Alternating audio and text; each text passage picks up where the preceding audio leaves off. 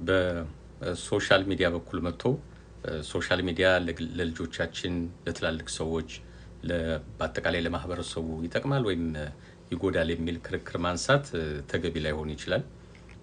ነገር ግን ሰሞኑን ያጋጠሙ አንዳንድ ጉዳዮችን ላስታውሳችሁና እናንተም በነገሩ ላይ እንድትወያዩበት ያህል ነው። ያው በኢትዮጵያ በኩል የተነሳው እሳት በሶሻል ሚዲያ ይታወቃል። ሰሞኑን በቲክቶክ እሱ ብዙም ላይገርም ይችላል። ነገር ግን ባለፈው ሳምንት ከተወራወረ ውስጥ አንዱ የሶስት መነኮሳት ታሪክ ነው። የሚገርም ነው። ሶስቱ መነኮሳት እድሜያቸው 80ዎች ውስጥ ናቸው ያሉት። በርናርዲት እድሜዋ 88 ነው። ሬጂና 86 ነው። ሪታ 82 ናቸው። ሳበርግ የሚባል ከተማ ውስጥ የሚኖሩ ሰዎች ናቸው። ሆም ኬር ውስጥ ወይም ሲኒየር ኬር ውስጥ ሲኖሩ ነበር። ነገር ግን ወደ ሚኖሩበት ገዳም ተመለሱ። መነኮሳት ናቸው። ገዳሙ ተመልሰው ግን የሚያደርጉትን እያንዳንዱን ነገር በላይቭ ያስተላልፋሉ፣ በሶሻል ሚዲያ ማለት ነው። የገዳሙ አስተዳዳሪዎች በዚህ ቅር ተሰኝተዋል። በዚህ መንገድ መቀጠል አትችሉም ተብለዋል። ገዳም ማለት ሰዎች ከዓለም ርቀው የሚኖሩበት ነው። እናንተ በሶሻል ሚዲያ በኩል እንዳለ የገዳሙን ህይወት እያሳያችሁ ነውና እንደዚህ ማድረግ አትችሉም። ከሲኒየር ኬር መጣችሁ ወደ ገዳሙ ስለተመለሳችሁ እንቀበላችኋለን። ሕክምናም ሌላም ነገር እናደርጋለን፣ ድጋፍ እንሰጣችኋለን። ነገር ግን የሶሻል ሚዲያውን ነገር ማቋረጥ አለባችሁ እንደ አንድ ኮንዲሽን አስቀምጡባቸው። በሶሻል ሚዲያ የሚከታተሏቸው ያገሩ ሰዎች ግን በጣም ደስተኞች ናቸው። የመጡ ምግብ ይሰጧቸዋል፣ ልብስ ይሰጧቸዋል። እነዚህ ሰዎች ግን በዋናነት እንግዲህ ለነፍሳቸው ሳይሆን ለነፍሳቸው ያደሩ ናቸው። ለዚህኛው ዓለም ጉዳይ ብዙ የሚጨነቁ አይደሉም፣ ወይም መሆን አልነበረበትም ነው።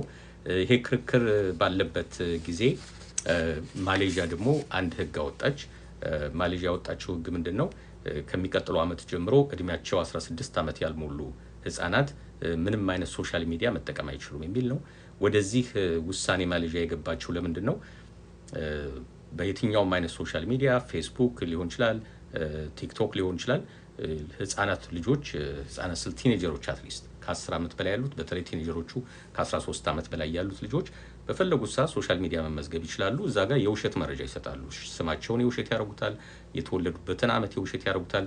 መታወቂያ ያይዙ ስለማይባሉ ቬሪፋይ ስለማይደረግ ሲስተሙ ዝም ብሎ ይቀበላቸዋል።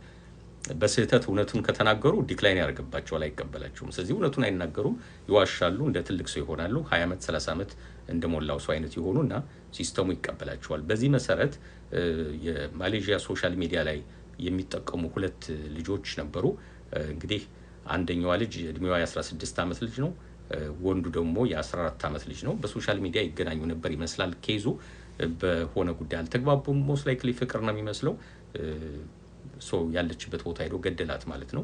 እንዲያውም ዜናው የሚለው 200 ጊዜ ነው የገደላት። 200 ጊዜ በጩቤ የወጋት ማለት ነው፣ ወይም በስለት ባለው ነገር የወጋት። የአንድ የ14 አመት ህፃን ልጅ ህፃን ነው ማለት ይቻላል። ያው ቲኔጀር ነው፣ ግን በጣም ከባድ ነው። ትልቅ ነው። እንደ አደልት መክሰስም አስቸጋሪ ነው። ይሄ ልጅ እንደ ትልቅ ሰው መክሰስ ይከብዳል። 200 ጊዜ እስከ መግደል ከደረሰ ምን ያህል ጭካኔ ውስጥ እንደገባ ማሳየት ይቻላል። ቶታሊ አእምሮን ስቶ ነበር ማለት ነው። ወደዚህ ደግሞ ያስገባው ሶሻል ሚዲያ ነው። በመሆኑም መሰረታዊ ኮዙ በሶሻል ሚዲያ በመገናኘታቸው ነው በሚል የማሌዥያ መንግስት ሶሻል ሚዲያን አግዳለሁ ብሏል። ለ16 አመት በታች ላሉ ልጆች እንዳይጠቀሙ አደርጋለሁ ብሏል። ትክክል ነው ብላችሁ ታምናላችሁ? ልጆቻችንስ መቆጣጠር አለብን ሶሻል ሚዲያ እንዳይጠቀሙ አትሊስት 16 18 አመት እስኪሆኑት እንዴት ነው መቆጣጠር የምንችለው የሚለው ራሱ በጣም አወያይ ነው። ማሌዥያም ትንሽ ግራ ይገባት። በህግ ደረጃ ማውጣት ይቻላል፣ አውጥተዋል። ግን እንዴት እንደሚቆጣጠሩ ግራ ገብቷቸዋል። ለሁሉም ከአውስትራሊያ እንማራለን ብለዋል። ለምን? አውስትራሊያ ደግሞ የሚቀጥለው ሳምንት ዲሴምበር 10 2025 አዲስ ህግ አውጥታለች። ከዚህ ከዲሴምበር 10 ጀምሮ ማንኛውም ከ16 አመት በታች ያለ ሰው ሶሻል ሚዲያ መጠቀም አይችልም ነው። ድሮ በነበረው አሰራር ወላጆች እየተቆጣጠሩ ምናምን የሚለው የትም ሊያደርስ አልቻለም ነው። ሶሻል ሚዲያዎችን በተለይ ደግሞ አሁን እንደ ቻት ጂፒቲ አይነቶቹ አርቲፊሻል ኢንተለጀንሶች በጣም ከመዘመናቸው የተነሳ በጣም አስጨናቂ የሆኑ ለልጆቹ። በቅርቡ አሜሪካ ውስጥ አዳም የሚባል የ16 አመት ልጅ ራሱን ገድሏል። ራሱን ሲገል እንግዲህ አንደኛው ጓደኛ ሁሉ መቅረብ አቆመ፣ ከቤተሰቦች ጋር ሁሉ መገናኘት አቆመ። ለ6 ወር ያህል ቤስት ፍሬንዱ ቻት ጂፒቲ ነበር፣ ሶሻል ሚዲያ ነበር። ሶሻል ሚዲያ አንዱ የተከሰሰው ምንድነው? ከሚገባው በላይ ይስማማሉ። አንድ ልጅ እንደዚህ ላደርግ ነው ብሎ ሲያስብ ኖ ማድረግ የለብህም አይሉትም። አባት እናት ቢሆን ኖሮ ኖ እንደዚህ ማድረግ የለብህም ይሉታል። ይሄ ጥሩ አይደለም፣ ከማህበረሰባችን አንፃር ጥሩ አይደለም፣ ላንተም ይጎዳል ለኛም ይጎዳናል ብለው ወላጅ መቼም አንዳንዴ ይቆጣል። በእኛ ሀገር ባህል እኮ ወላጅም ይገርፋል ልጁን አይደለም። ሶሻል ሚዲያ ግን አንዱ ችግራቸው ምንድነው? አግሪ ነው የሚያደርጉት፣ ይስማማሉ። ልጁ ደግሞ ኮምፎርት ይሰጠዋል። እሱ እናቱ ጋር አባቱ ጋር ሲነጋገር ኖ ስለሚሉት ሶሻል ሚዲያው ደግሞ ስለሚስማማው አግሪ ስለሚያደርግ ሐሳቡን ስለሚደግፈው በቃ ጓደኛ ያደረገው ቻት ጂፒቲ ነው። እና መጨረሻ ላይ ግን ራሴን ልገል ነው አለው ለሶሻል ሚዲያ ለቻት ጂፒቲ ጻፈ። ራሴን ልገል ነው ብሎ ጻፈ። እንዲያውም ለወላጆቹ ሊነግራቸው እንደሆነ ሲያስብ በፍጹም እንዳትነግራቸው አለው። ሌሎች ሰዎች እኮ ሲገሉ ራሳቸው ለሌላ ሰው አይናገሩም አለው።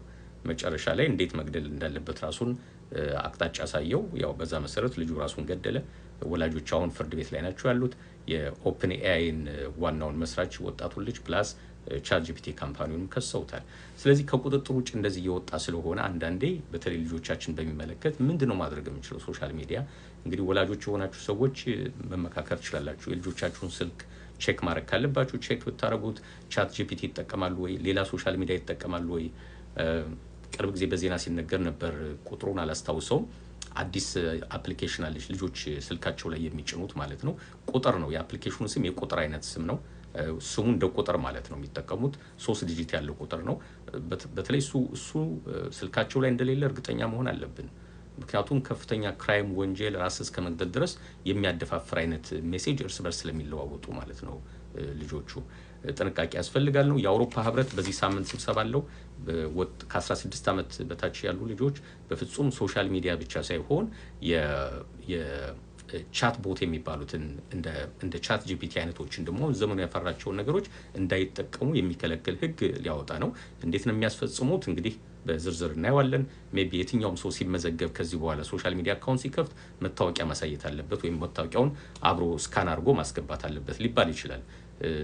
እንደሌላው ዝም ብሎ ስም እና የውሸት የልደት ቀን አሳይቶ ማስገባት ሊከለከል ይችላል። በኢትዮጵያም እንደምታዩት ሰሞኑን በሙሉ ያለው የቲክቶክ ወሬ ነው ሚዲያውን በሙሉ የተቆጣጠረው። ትላልቆች የሆንን ሰዎች እየተሰደብን እንቀጥላለን፣ ችግር የለም። ተሳዳቢዎቹም ቲክቶክ ላይ ነው እንዳለ ስድባቸውን የሚጨርሱት። ለልጆቻችን ግን ይሄ ግን ጥሩ ላይሆን ይችላል። እና ምንድነው ለልጆቻችሁ ምንድነው ማድረግ የምትችሉት? እስቲ በቤተሰብ ደረጃ ተመካከሩበት። ቴንክ ዩ